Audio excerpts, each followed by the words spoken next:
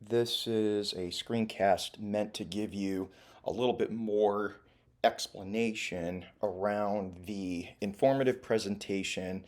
And we're going to use this larger scale assignment in place of a final exam for this class. And so I wanted to walk through some of the instructions beyond what's already provided. So, what you should see then are the actual instructions, and then the screencast is just meant to enhance that. And I hope that this will be helpful and give you a little bit more beyond what you see in text. So yes, it is worth more points. So that should tell you something. We want to make sure that we spend a little bit of time preparing for this in-class presentation, and it can be about what you think others, in the class, your peers, should know, should use. I mean, it's not necessarily persuasive. So, I mean, you can certainly, through your explanation of that topic, you can certainly make a case, for why it's been useful and beneficial for you. But it's not really like you should do this too, or you should purchase this, or adopt this, or do this. So, there is a line that needs to be drawn there. So, we are preparing an informative presentation, an explanatory presentation, that explains some tactics, for example, of how to study, how to effectively study for final exams. And it could be about ways to reduce and manage stress. It could be reasons to use a media oriented software program or an app, steps that you might take to become more financially literate. So the examples there are intentionally broad, and it's designed to get you thinking, creatively, strategically, of what do you know, what do you do, what do you use that, in your estimation, your credibility in this case, for this topic, how that might be advantageous or informative for your peers. That's really what we're doing here. So you're not going to have a lot of time because there's several in this class, and we need to make sure that it's fair and that everybody gets the equivalent amount of time. So you're going to want to narrow and focus the presentation to about 3 to 4 main points, which sounds rather succinct and terse, but it's because we're going to max you at 4 minutes. So 4 minutes goes really quickly. You're going to need to be selective and purposeful with your words as you prepare the actual speech, the actual presentation around your chosen topic, whatever that might be. Now, as we start thinking about preparation for this presentation, some folks like visuals. They like having, for example, Google Slides, or Prezi, or, just your standard PowerPoint presentation behind them, so to speak, if you envision the classroom on the projector screen. That's fine. I'm going to recommend that because I do think there's value in having visuals that actually enhance what you say when you give your presentation. Operative word there is enhance. Enhance your speech, your presentation. What I don't want, if this helps, I don't want you to write out your speech in bullet points and then stand in front of that projector screen and then just read point by point. I mean, that you will lose your audience, the rest of the class, you will lose me if you do that. So the visuals should enhance. And if you're looking for, an approximate number of slides, well, again, remember 4 minutes. I would say like 1 or 2 slides is really what you want. I mean, and I guess you could have a title slide, perhaps, with your name and I mean, you could do that if you wanted to, just to give it a beginning and an end. But I'm talking like content related, topic related slides, 1, 2 at most for this 4 minute limit. If that helps you, just because sometimes less is more. Sometimes less is more. Let us spend some time looking at that visual as you're talking about it in that 4-minute window. Now, as far as data is concerned, this I will have as a requirement. At this point, we've talked about how and where to find credible sources of information, particularly literary sources of information that might offer statistics, percentages, trends by way of empirical research conducted by experts in that field, in that discipline. So yeah, as a way to apply some of those processes, I would like that included at some point where it's applicable in your 4-minute presentation. Now, I'm not saying that, you have to have everything attributed to a source that you say. Again, remember, you're supposed to pick something where you would have some credibility. Maybe not an expert. I was going to say maybe you would be an expert, but okay, maybe you're not an expert, but you at least have familiarity, more so than the rest of the people to whom you're presenting this content. So, I mean, there is some expectation that you are somewhat of an expert, but at some point in your presentation, I'm going to want you to drop some sort of data. And again, you can decide what that is and where it goes in your presentation, but we do need to make sure that you cite or attribute that data to its source. So that will be a key element of inclusion for your presentation. As far as notes, I don't know. Some people like having note cards, the little 3x5 index cards. I'm fine with that if you need that. Others, for a 4-minute window, especially if you have some expertise of this topic, you likely could get up and give that presentation without notes. So I'm not going to require that, but if you need them, then I'm going to specify that you do it that way because I don't want you going off of your phone, looking down at your phone at your notes while you're supposed to be presenting to us. And I also really don't want you doing it on, flimsy sheets of paper that crinkle and make noise that distract from what you're trying to tell us.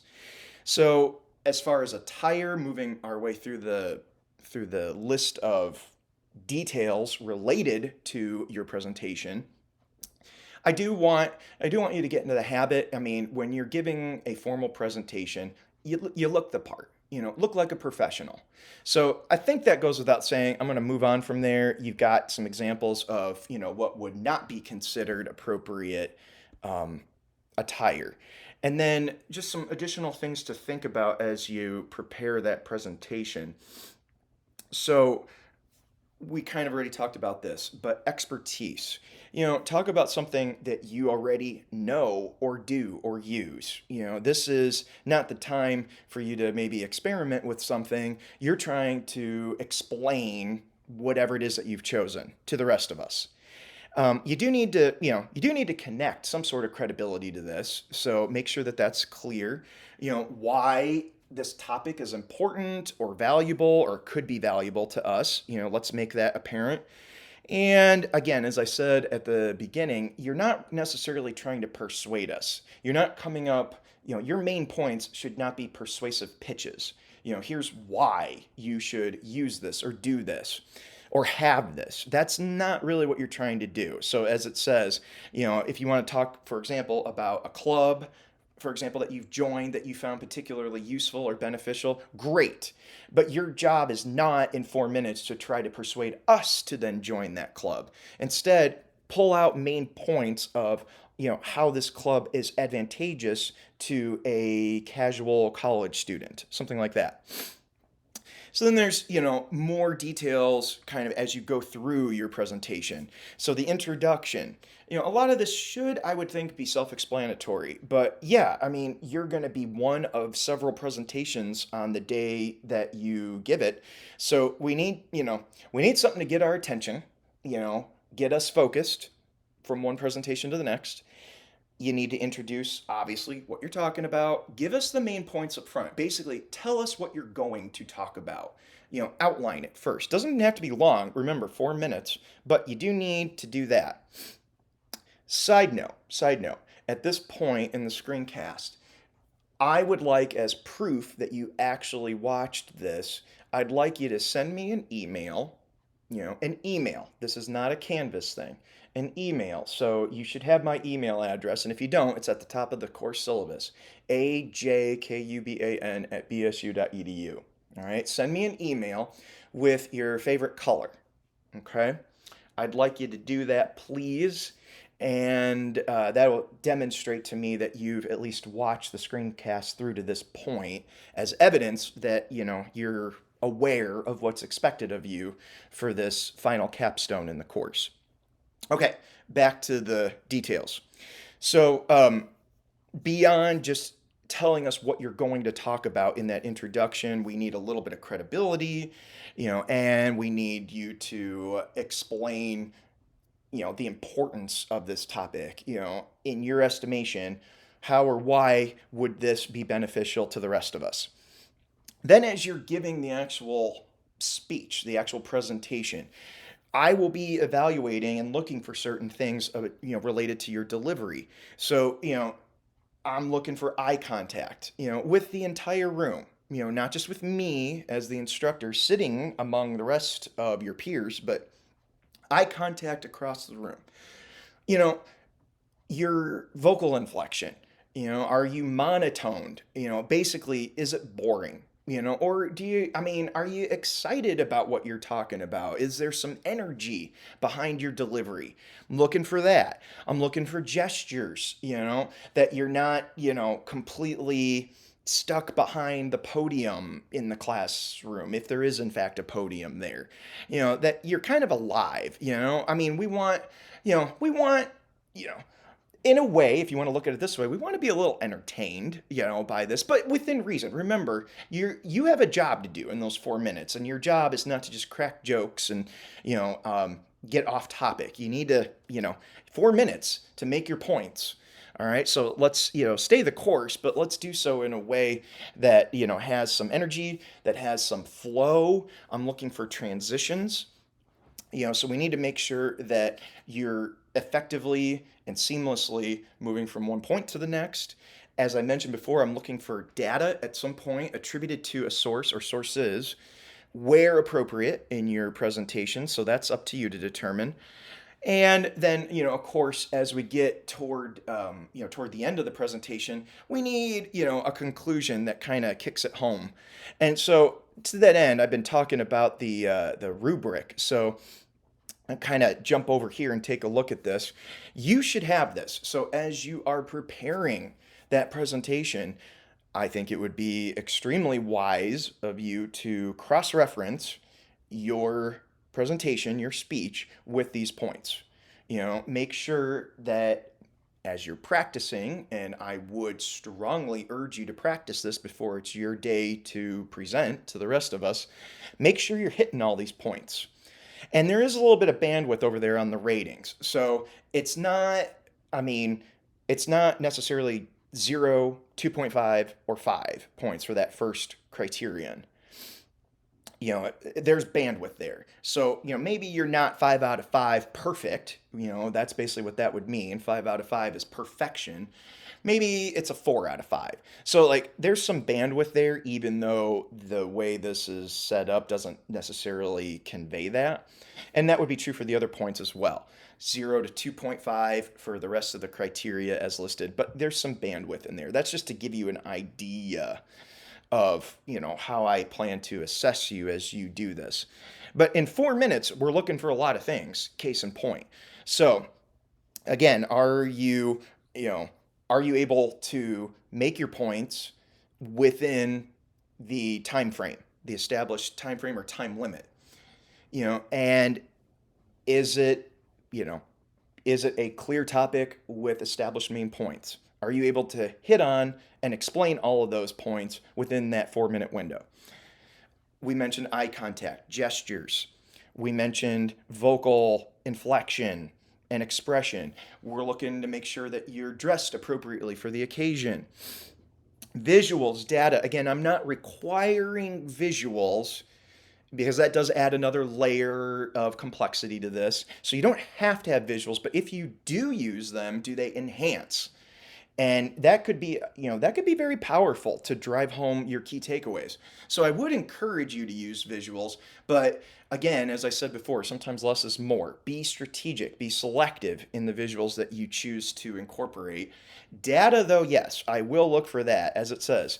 Not just data in the way of statistics or percentages, but that you're attributing that to a source. Where or from whom did you get that information? That's very important too. And then, of course, I'm looking at the introduction, your transitions throughout, the flow, and then the conclusion. And that's how we arrive at a perfect score, 20 out of 20. So, again, this is meant to be or reflect a final exam experience for this course. So, I hope that you do treat it that way as you consider what topic you want to present, prepare the presentation, and then of course make sure you're ready to go the day that it's your turn. So at this point now we're at the end of this screencast. So I already had you send me an email earlier about midpoint. I'm going to do it again because now I want to check and make sure that you watched it through to completion. So this would be a second email to me. So again, email, not Canvas, ajkuban@bsu.edu. And here, let's do what is your favorite day of the week? Just something really simple. But at this point, well done. You've watched the screencast through. I appreciate your time and attention in an effort to circumvent any confusion around this capstone. And so, to that end, I have those checkpoints. So, remember, there should be 2 emails that you've sent to me at this point. First one was favorite color, second one, favorite day of the week. And once you've done that, then you are good to go. And good luck with the preparation for your presentation. Let me know if you have any questions.